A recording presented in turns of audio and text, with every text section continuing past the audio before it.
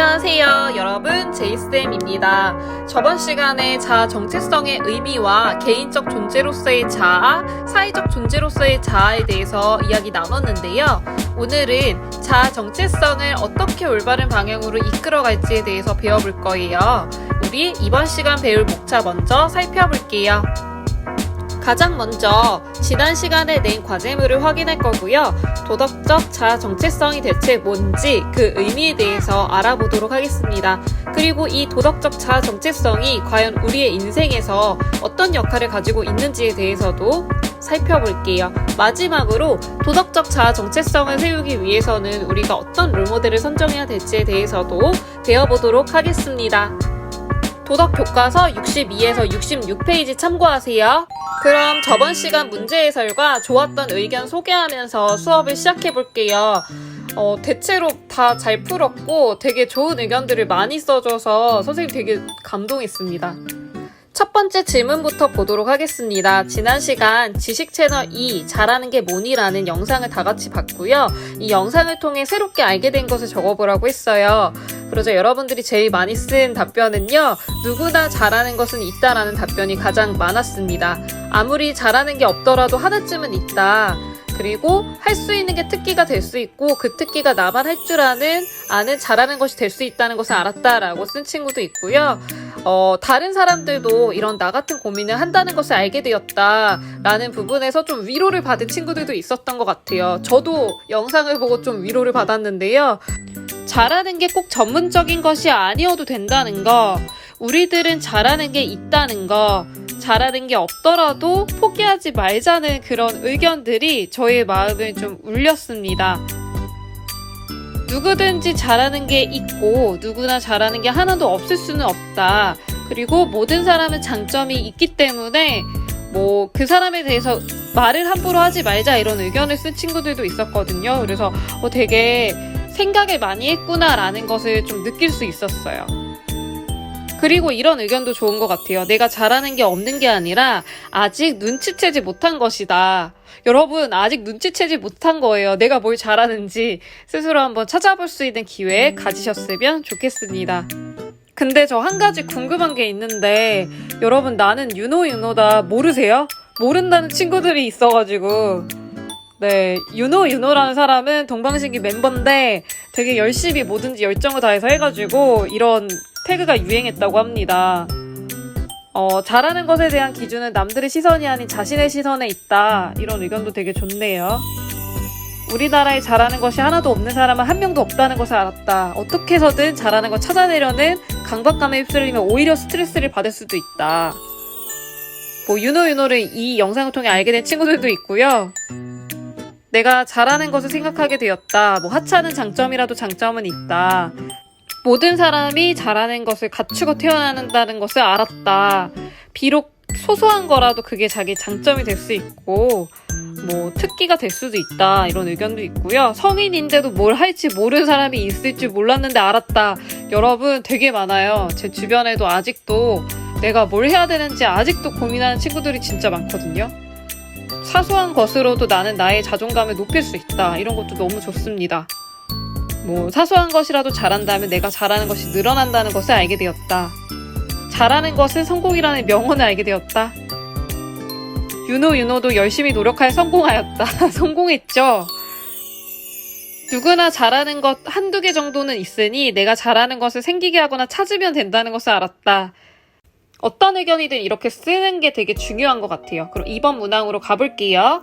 자, 이 영상을 보고 느낀 점을 진솔하게 작성해 봅시다. 제가 3줄 이상 작성하라고 했는데요. 어떤 친구가 3줄을 한 문장을 나눠서 쓴 친구가 있어요. 조금 이따 한번 볼게요. 되게 좋은 글들이 많았어요. 근데 그 중에서도 제가 좀 마음에 와닿았던 글들을 몇 개 소개를 해드리면 가장 먼저 이 글이 되게 좋았습니다.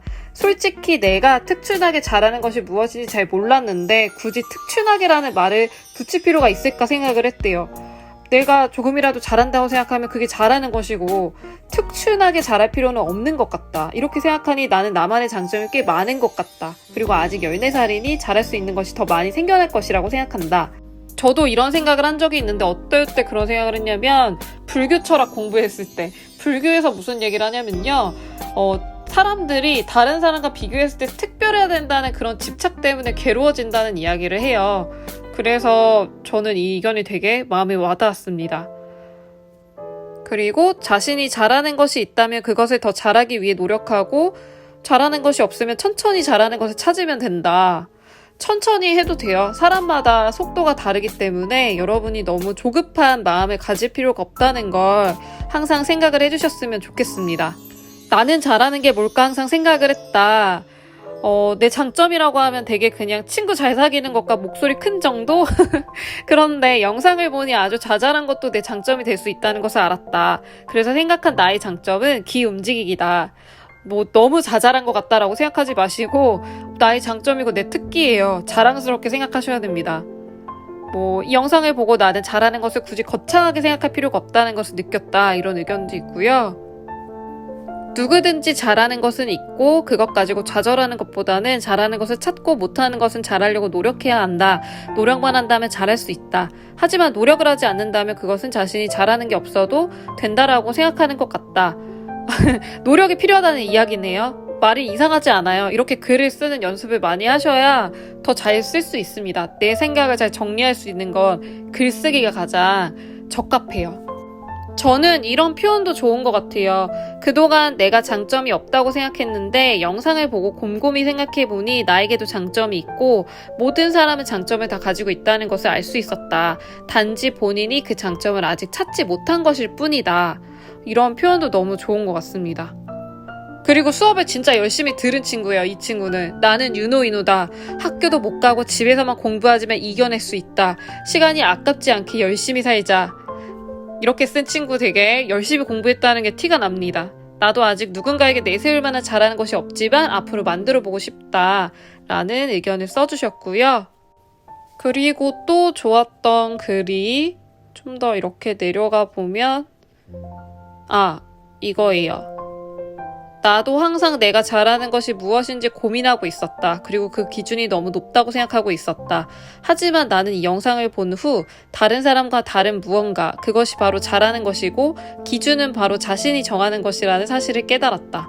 이런 글도 되게 스스로 생각해서 쓴 게 되게 많이 티가 나서 저는 되게 감동했습니다. 그리고 이 글도 좋았습니다. 생각을 하고 직접 해보면 잘하는 것은 누구에게나 있을 거라고 생각을 한다. 많은 걸 도전해보면 잘하는 것이 하나쯤은 있을 거라고 생각이 들었다. 잘하는 것을 찾으려면 일단 자신에 대한 신뢰가 있어야 할 것 같다. 나의 어떤 재능이나 내가 잘할 수 있는 것을 찾으려면 어떤 체험이나 아니면 스스로 생각해보는 시간들도 필요합니다. 그랬을 때 내가 나에 대한 신뢰가 없다면 그것을 찾아내는 눈조차 기르지 못할 거예요. 그런 의미에서 되게 잘 쓴 글이라고 생각이 들었고요. 그리고 되게 귀여웠던 글도 있어요. 1번에서 말했듯이 사소한 일들도 잘하는 것, 자랑거리가 될 수 있다는 것을 알게 되었고 사소한 일도 자랑거리가 된다면 나도 있다. 부모님이 부르면 바로바로 대답하고 나가보기를 할 수 있대요. 되게 좋은 장점이에요. 스스로 잘 알고 있는 것도 저는 칭찬해주고 싶습니다. 그리고 긍정적인 그런 마인드가 돋보이는 글이 있어서 하나 더 칭찬을 하면요. 나도 유노유노처럼 열정적으로 살아가고 싶다. 잘하지는 못하더라도 쉽게 포기하지 않고 앞으로 내가 잘해야지 보다는 열심히 해야지 이런 열정을 가지고 살아가고 싶다. 이런 글을 쓴 친구가 있습니다. 사소한 것이라도 잘하는 거 생각하면서 할 것이다. 이런 마인드 굉장히 좋습니다. 찾았다. 나도 잘하는 게 있었다. 누가 한 문장을 3등분을 해서 넣으라고 했습니까? 3줄 이상 작성하라는 얘기는 3문장 이상 작성하라는 얘기예요, 여러분. 이렇게 한 문장을 3등분을 하시면 안 돼요. 이거는 안 되지. 이거 누군지 제가 찾아볼 거예요.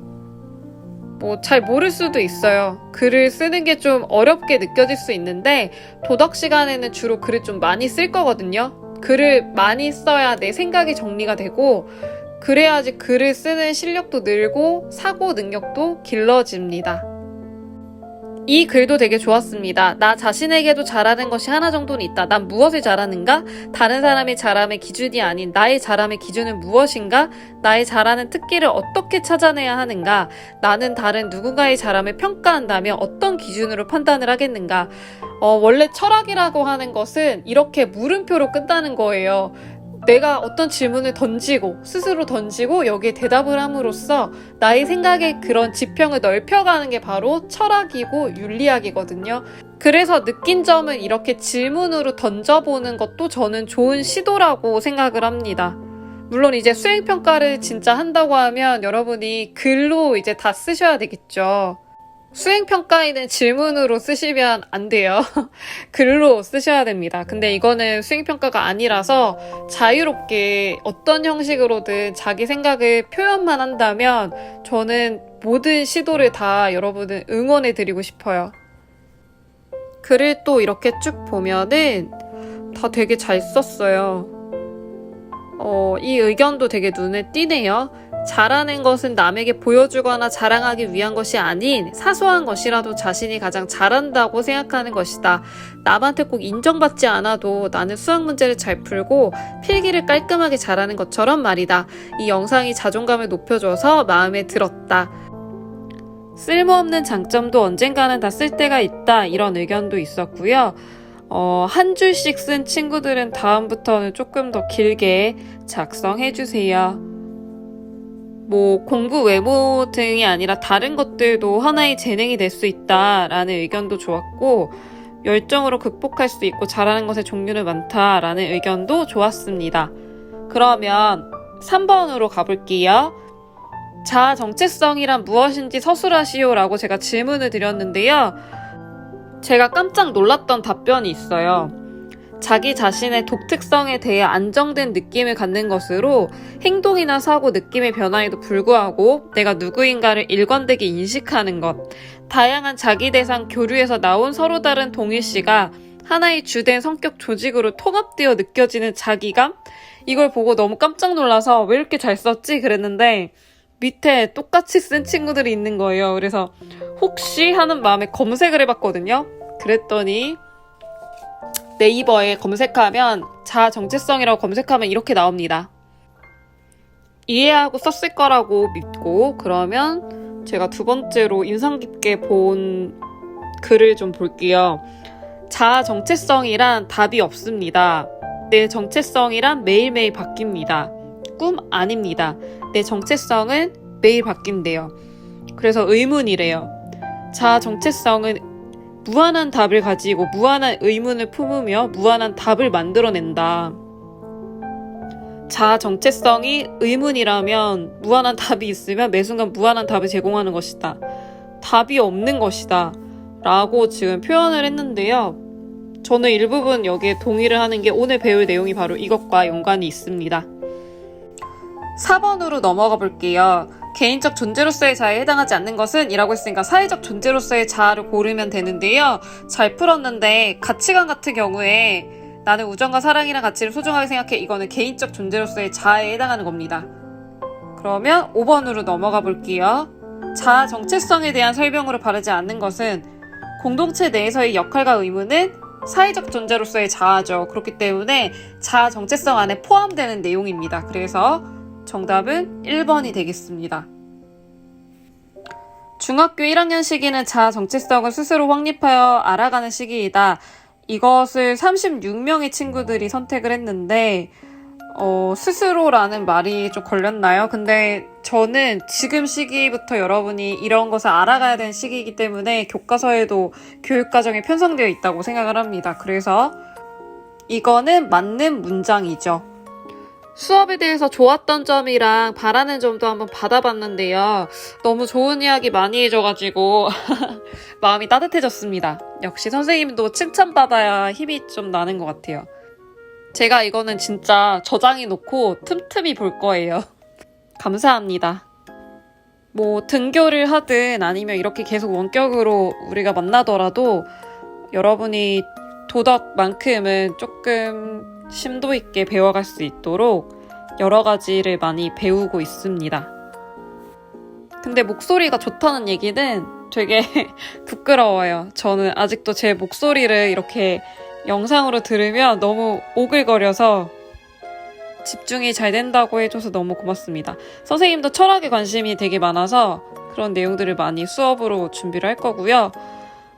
PPT 제작을 하고 싶다는 친구도 있고 다양한 자료와 영상 준비할 거고요. 토론을 하고 싶다는 이야기들이 너무 많아서 한번 토론 주제를 받아보려고 해요. 그리고 우리가 원격으로든 아니면 등교 계약을 하고 나서든 어떻게 토론을 할 수 있는 방법이 있을까? 주변 친구들과 그리고 동료 선생님들과 함께 협의하면서 많이 연구를 하고 있습니다. 조금만 기다려주세요. 다시 아까 여러분이 썼던 글로 돌아가서 이 친구, 이 글이 오늘의 주제와 연관이 있습니다.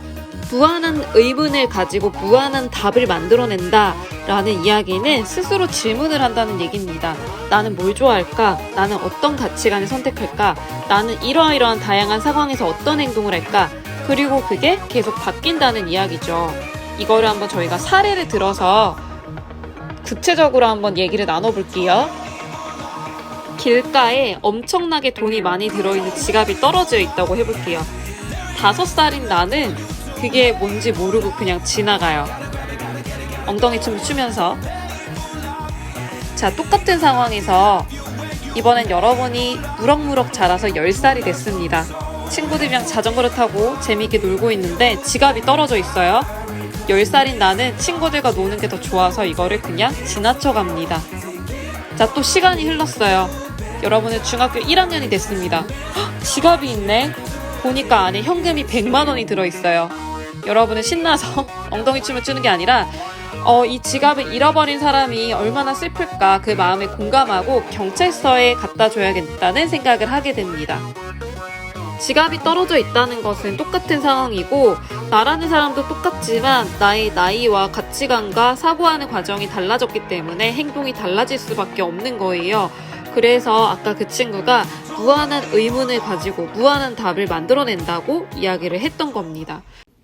만일 자아 정체성이라고 하는 것이 하나의 답이 있어서 내가 그 답을 찾기만 하면 되는 거라면 우리는 그다지 고민하지 않아도 됩니다. 하지만 그것이 아니라 사람이라고 하는 존재는 나의 행동에 따라서 나의 모습을 만들어 나갈 수 있는 변화하는 존재이기 때문에 우리는 항상 이것을 기억을 해야 합니다. 과거의 하루하루는 지금의 나를 만들었고 앞으로 주어진 하루하루는 미래의 나를 만들 것이다. 저의 좌우명이랑도 연관이 있는데요. 저의 좌우명은 하루하루가 모여서 내가 된다입니다. 제가 어느 날 삶에 대해서 좀 깊이 고민을 한 적이 있는데 생각을 해보니까 삶이라고 하는 게 거창한 게 아니라 그냥 내가 하루하루 살아왔던 흔적들이 모여서 나의 모습을 만드는 거더라고요. 그래서 저의 좌우명이 하루하루가 모여서 내가 된다입니다. 예시를 하나 들어볼게요. 매일 지각하는 광배라는 친구가 있다고 해봅시다. 진짜 밥 먹듯이 지각을 해요. 하루에 3번을 지각한다고 해볼게. 그러면 광배는 지각쟁이 맞죠? 반면 엄청 성실한 친구가 있다고 해볼게요. 이 친구는 절대 지각을 하지 않아요. 어쩌다 한번 지각을 할까 말까해. 어느 날 핸드폰이 고장나서 깜빡 늦잠을 잤네. 그래서 지각을 했다고 한다면 우리는 이 친구를 지각쟁이다라고 이야기를 하지 않습니다. 우리는 어쩌다 한번 잘못된 행동을 한 사람한테는 너는 거짓말쟁이야 이렇게 얘기하지 않아요. 근데 습관처럼 거짓말하고 남을 속이는 게 일상이 되어버린 사람들에게는 거짓말쟁이라고 하죠. 이렇게 내 작은 행동들이 반복되면 그게 습관이 되고 그 습관은 나의 하루가 되고 그 하루들이 모여서 나의 인생이 됩니다. 그래서 아리스토텔레스라는 철학자가 습관의 중요성에 대해서 이야기하는데요. 내가 도덕적으로 원하는 모습이 있다면 그 모습이 되기 위해서 어떤 습관을 가져야 되는지 꼭 한번 성찰해보는 자세가 필요해요. 아까 말했듯이 과거의 나의 모든 행동들이 하나씩 다 모여서 결국엔 그 행동들이 습관이 되어서 지금 현재의 나를 만들었다고 할 수 있고요.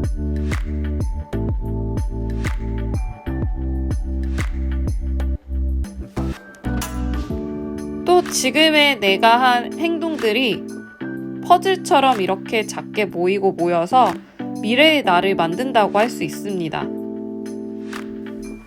나는 미래에 지각 왕이 되고 싶어. 이렇게 생각한 사람은 없을 거예요. 내가 만약에 다른 사람으로부터 신뢰를 잃고 지각 왕이 되고 싶다면 지금부터 지각을 매일매일 하시면 돼요. 근데 그러고 싶지 않죠. 왜냐하면 나는 다른 사람에게 신뢰를 줄 수 있는 사람이 되고 싶잖아요.